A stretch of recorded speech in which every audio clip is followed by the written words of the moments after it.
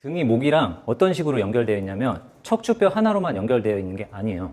등 전체에 있는 구조물과 목 사이에 있는 관계를 봐야 됩니다.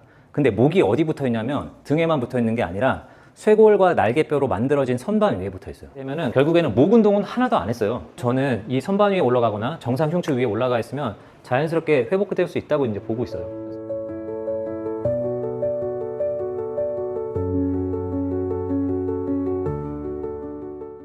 인간은 두 가지 목적의 근육을 사용하고 있습니다. 두 가지 목적이 뭐냐면 한쪽이 호흡이고 다른 한쪽이 자세 유지예요. 과거에는 이렇게 안 나눴었죠. 호흡과 자세 유지로 나누지 않고 뭐 백근과 접근 뭐 이렇게 나누기도 하고 로컬 머슬하고 글로벌 머슬 뭐 이런 식으로 나누기도 하고 그 다음에 그 위상성 근육, 긴장성 근육 뭐 이렇게 나누기도 했는데 지식을 아는 게 중요한 게 아니라 지식을 적용할 수 있는 능력을 길러야 되잖아요. 이런 식으로 나눠놓으면 사람의 신체를 이해하는데 굉장히 도움을 많이 받아요. 그래서 호흡에 관련되어 있는 근육, 자세 유지에 관련된 근육 이렇게 딱 나눠서 호흡에 관련된 근육의 핵심 키워드는 복압 유지 능력이고 자세 유지에 있는 근육은 핵심 키워드가 정상 패턴의 근육 사용 이렇게 돼 있어요.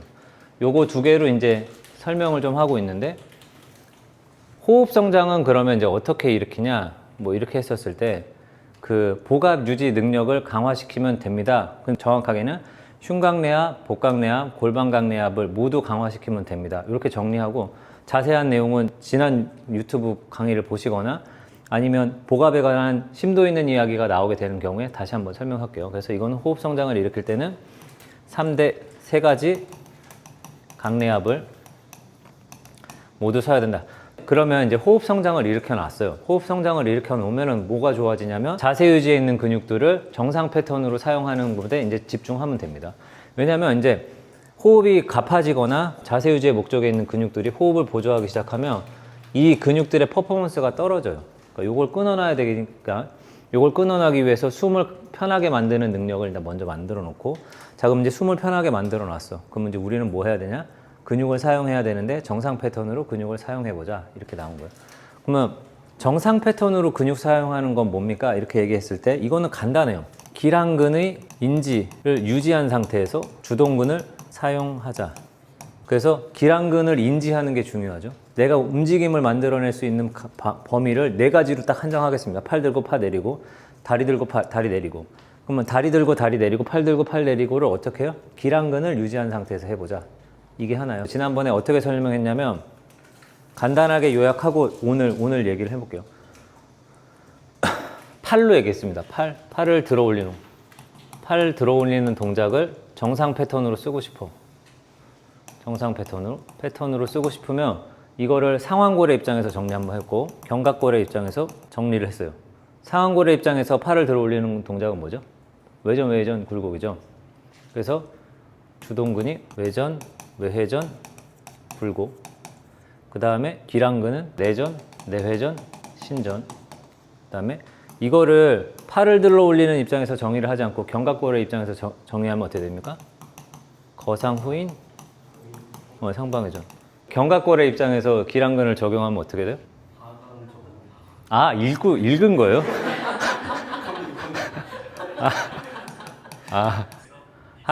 하강 전인, 하방회전. 그렇게 해서 이렇게 정리하면 돼요. 그래서 그 팔을 들어 올리는 동작을 상완골의 입장에서 외전 굴곡이라는 무브먼트 움직임을 만들어내기 위해서 기랑근은 뭘 인지를 해야 된다?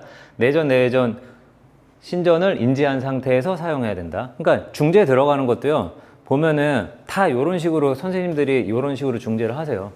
요거 내전 한번 해보세요. 내회전 하는 거 인지해 보세요. 그 다음에 신전하는 거 한번 해보세요. 그러고 난 다음에 몸을 사용하게 만들면 퍼포먼스가 좋아진다. 그런 중재는 요즘 컨텐츠가 너무 많이 나오고 있어요. 자, 그리고 견갑골의 입장에서는 거상후인 상방회전을 시켜야 되는데 중재를 하려면 어떻게 해야 돼요? 인지를 하려면 어떻게 해야 돼요? 하강전인 하방회전. 하강전인 하방회전을 인지한 상태에서 사용해 보십시오. 이렇게 만들어야 됩니다. 그래서 요것도 중재가 다 이렇게 한번 돌려보세요. 저렇게 한번 돌려보세요. 그래서 중재하는 방향은 다 이쪽으로 가요. 그러면 이제 기랑근을 인지한 일단 팔 들어 올리는 거 하나 했어요. 근데 팔 내리는 건 반대고, 그 다음 다리 들어 올리는 건 다음번에 한번 해보겠습니다. 그 팔을 들어 올리는 동작으로 여기까지 이제 이해하고 있으면 이제 방법에 대해서 이제 알면 되죠. 근데 저는 이제 어떤 식으로 이제 운동을 안내합니까? 저는 이제 중재나 큐잉으로 하는 게 아니라 그러니까 길한근에 있는 근육을 강제적으로 많이 만들어서 운동을 많이 시켜가지고 기억할 수밖에 없게 만드는 거죠. 예를 자주 제가 드는데 아행가 선생님의 이제 요가 수행 디피카에 나와 있는 요가 수행 디피카에서 나와 있는 글을 보면은 신경이 가는 곳에 의식이 생기고 의식이 가는 곳에 기억이 생긴다 이렇게 얘기를 했어요. 아행가 선생님은 말을 되게 시적으로 하시는 분이에요. 그 요가를 만나기 전에 내 몸은 딱딱하게 굳어있는 한 덩어리였고 그 다음에 요가를 만나면서 분절분절 사용하게 되었다 이렇게 나오고 거꾸로 요가를 만나기 전에 내 마음은 부서져 있었는지 요가를 만나고 난 이후에 내 마음은 어떻게 됐다? 하나로 뭉치게 되었다 이렇게 얘기했어요. 그래서 이제 그 아행가 선생님이 한 시적인 표현들 같은 것 중에 제가 좋아하는 게 신경이 가는 곳에 의식이 생기고 의식이 가는 곳에 기억이 생긴다 이런 걸 되게 좋아해요. 그래서 내가 운동을요 계속 한 방향으로 몰고 가잖아요. 이쪽 방향으로 이 길한근에 있는 근육을 강화시키는 쪽으로 아니면 그 견갑골의 입장에서 길한근에 있는 근육을 강화시키는 방향으로 운동을 몰고 가면 어떻게 돼요? 나중에는 결국엔 기억이 된다니까요. 그러니까 인지되고 결국엔 기억이 돼요. 그래서 그렇게 된 상태에서 내 몸을 만들어 놓으면 어떻게 되죠? 지금 다시 정리를 하면 호흡 성장을 이뤄놓고 정상 패턴으로 몸을 사용하는 몸 이렇게 되죠. 이게 이제 뭐라고 한 거죠? 요가를 할 수 있는 이렇게 얘기한 거죠. 요가를 할 수 있는 신체로 이제 얘기한 거죠. 근데 이렇게 굳이 해야 되는 이유가 있나요? 이렇게 물어봤었을 때 사실은 저는 이 요가를 할 수 있는 몸을요 어떻게 정의했냐면 이거를 해탈할 수 있는 몸으로 정의한 게 아니에요. 제가 요가를 할 수 있는 몸을 어떻게 정의했죠? 제가 항상 그 얘기하는 건데 극단적인 가동 범위를 만드는 거예요. 극단적인 가동 범위를 만들 수 있는 몸으로 제가 이제 이거 요가를 쓰고 있잖아요. 그래서 정상 초과 가동 범위를 넘어서 정상 가동 범위 너머의 극단적인 가동 범위까지 갈 수 있는 수련으로 요가를 해야 된다? 아니다. 요가를 할 수 있는 몸을 만들어야 된다. 그래서 선생님 그러면 극단적인 가동 범위를 만들 때 호흡하고 정상 패턴으로 근육 사용하는 게 중요합니까? 이 반드시 있어야 돼요. 이 두 개가 없잖아요. 그럼 어떻게 되냐면 가동 범위는 늘어났는데 어떻게 돼? 건강을 상하게 만드는. 그래서 건강의 회복과 아사나의 성장을 동시에 성취하기 위해서는 어떻게 필요하냐면 이 두 가지의 능력이 동시에 필요합니다. 그리고 이거는 제가 얻어 걸린 거라고 말씀을 드렸죠. 이 복압 유지 능력이 강해지면 뭐가 일어나요? 이 명상이 자동으로 일어나요. 명상이 생각, 감정, 감각을 지우는 거라고 했는데 감정이 호흡에서 지워지잖아요. 그러니까 복압 유지 능력, 호흡 성장을 강하게 만들어 놓으면 명상이 자동으로 이루어진다. 생각이랑 감정이랑 감각이랑 서로 다 연결되어 있기 때문에 감정이 지워지면 생각도 지워지고 감각이 지워져도 생각이 지워져요. 그래서 명상에도 도움이 되고 신체 성장의 수련에도 도움이 되고 그 다음에 정신 수행의 방편으로서도 도움이 된다. 해서 여기까지 이제 정해 놓은 거고, 자 여기까지 해놓고 이제는 조금씩 한 대씩 자세한 이야기를 조금 해보고 싶어요. 해부학에 관련된 이야기를. 그러니까 이게 이제 어디에 갈 거냐면 저희 전문가 과정에 갈 내용들인데 전문가 과정에 갈 내용들인데 거기에 있는 그 전문적인 이야기들을 조금씩 하는데 전문적인 얘기를 해버리면 재미가 이게 지루해지기 때문에 기초적인 이야기를 좀 해드리고 그 다음에 전문적인 이야기도 해드리겠습니다. 흉추 있잖아요. 흉추. 등이 경추, 목이랑 연결되어 있는데 등이 목이랑 어떤 식으로 연결되어 있냐면 척추뼈 하나로만 연결되어 있는 게 아니에요. 그러니까 등이 좋아지면 목이 좋아진다가 아니라 등 전체에 있는 구조물과 목 사이에 있는 관계를 봐야 됩니다. 근데 목이 어디 붙어 있냐면 등에만 붙어 있는 게 아니라 쇄골과 날개뼈로 만들어진 선반 위에 붙어 있어요. 그러니까 내 몸을 보면 여기가 쇄골이고 뒤에서 보면 날개뼈가 이렇게 있잖아요. 이 날개뼈가 있는 이 선반 위에 목이 붙어 있어요. 그러니까 내가 등만으로 목을 가지고 있는 게 아니에요. 어떻게? 쇄골하고 견갑골 주변에 있는 갈비뼈와 주변에 있는 구조물, 그러니까 뒤에서 봤었을 때는 선반처럼 보이는 이 선반 위에 붙어 있어요. 그러니까 선반이 불안정하면 어떻게 됩니까? 이 선반이 불안정하면 그러면 목을 가늠하기가 어렵죠. 그래서 선반이 안정돼 있어야 돼요. 선반이 불안정하면 목이 불안정해지고 그 다음에 두 번째는 초록색으로 여기에 이제 흉추가 있는데 흉추와 경추가 이렇게 붙어 있죠. 두 번째로 목과 등이 연결돼 있어요. 그러면 이게 뭐가 되냐면 정상 흉추 커브가 무너졌을 때 어떻게 돼요? 경추 커브가 영향을 무조건 받을 수밖에 없어요. 그래서 정상 흉추 커브가 무너지면 목, 경추 커브가 영향을 받을 수밖에 없어요. 자, 흉추와 경과 연결되어 있는 과정을 이런 식으로 이해하면 굉장히 많은 것들을 설명할 수가 있어요. 일단 목이라는 애는 어디에 연결되어 있다? 날개뼈와 쇄골로 만들어져 있는 구조물, 뒤에서 봤었을 때는 선반처럼 보이는 구조물 위에 올라가 있다. 그러니까 선반에 있는 구조물이 견고해지면 어떻게 돼요? 목의 안정성이 높아지죠. 그 다음에 선반의 구조물이 안정성이 떨어지면 어떻게 돼요? 목이 불안해집니다. 그다음 두 번째로 목이 어디 붙어 있냐면 흉추 위에 붙어 있잖아요. 그래서 정상 흉추 커브가 무너지면 어떻게 돼요? 경추 커브가 무너지게 돼 있어요. 이게 연결돼 있어요. 근데 등 하나만 가지고 설명을 하는 게 아니라 이렇게 연결하면 이제 여기서 논의를 한번 여기서 끝내면 안 되고 여기서 한 끗 더 나아가 볼 수 있어요. 그래서 더 한 끗 나아가 보겠습니다. 선반이 불안정한 거 요거 뭔가, 그 다음에 정상 흉추 커브 무너진 거 요거 뭔가, 요거 하나씩 하는 설명하는 걸로 오늘 클래스를 해보겠습니다. 선반이 불안정한 거는 뭐냐면요. 일단 날개뼈 주변에 있는 관절이 불안정하다요. 그러면 날개뼈 주변에 있는 관절이 불안정한 거는 제가 뭐라 그랬죠? 정상 패턴으로 근육 사용하지 못하는 거, 호흡이 불안정한 거. 됐죠? 호흡을 방해하는 거. 그러면 그 선반이 불안정하다고 하는 거는 어떤 게 불안한 겁니까? 견흉 관절이 불안한 거죠. 견흉 관절이 불안정한 거고. 그 다음에 또 하나 있어요. 날개뼈가 상방회전을 일으키려고 하잖아요. 날개뼈가 상방회전을 일으키려고 하면 여기 한번 봤으면 좋겠는데, 날개뼈가 요게 초록색으로 나와 있는 애가 날개뼈인데 얘가 상방회전을 일으키려고 하잖아요. 그러면 요 사이에 인대가 붙어 있어요. 요 사이에. 이거를 코라코 클라비큘라 리가먼트에서 오해돌기랑 쇄골 사이를 연결시켜주는 인대인데 얘가 상방회전 될 때 이 쇄골을 위쪽으로 뒤로 돌려요. 그래서 쇄골이 거상이 일어나면서 상방회전이 일어나. 그래서 날개뼈의 움직임이랑 쇄골의 움직임이랑 연결돼 있거든요. 근데 날개뼈가 상방회전 시킬 때 쇄골을 뒤로 올려주고 거상시키고 상방회전 시켜줘야 되는데 여기가 완전히 굳어 있잖아요. 여기가 굳어 있으면 쇄골이 안 움직여요. 그러니까 쇄골을 움직이기 위해서 어떻게 해야 되냐면 흉쇄관절 있잖아요. 여기에 가동 범위를 확보해야 돼요. 흉쇄관절의 가동 범위를 확보하지 못하면 쇄골이 올라가지 않아서 날개뼈의 움직임이 제한되거든요. 그래서 아까 다시 돌아오면 그 리가먼트 한번 볼까? 진짜? 진짜 있죠 여기? 초록색으로 되어 있는데 코라코 클라비큘라 리가먼트 뭐 요게 하나 있는데 요게 붙어 있는데 요게 상방회전 시키면서 얘를 뒤집어요. 그래서 쇄골이 뒤집어져야 돼요. 그래서 날개뼈의 움직임과 쇄골의 움직임이 연결돼 있어요. 그래서 다시 아까 원래대로 돌아오면 견흉관절이 불안해진 게 있고 그 다음에 흉쇄관절의 가동 범위가 확보돼야 돼요. 그래서 요 두 가지가 견흉관절이 안정화돼 있고 흉쇄관절의 가동 범위가 만들어지면 어떻게 됩니까? 선반이 안정적으로 만들어져요. 이 선반이 불안하잖아요. 그러면 목의 가동 범위가 제한이 일어나죠. 그래서 요 두 가지. 그 다음에 견흉관절이 불안정한 거 안정하게 만들려면 어떻게 해야 됩니까? 날개뼈와 갈비뼈 사이에 있는 공간을 좁혀버려야지. 그 날개뼈와 갈비뼈 사이에 있는 공간을 좁힐 수 있는 방법이 두 가지가 있다고 그랬는데 1번이 뭐고 2번이 뭐죠? 팔을 아래로, 팔을 들었을 때, 위로 들었을 때 여기서 전인시키는 게 있고 후방경사시키는 게 있고 이렇게 이거 계속 얘기해가지고 이거는 얘기를 넘어가 보려고 그래요.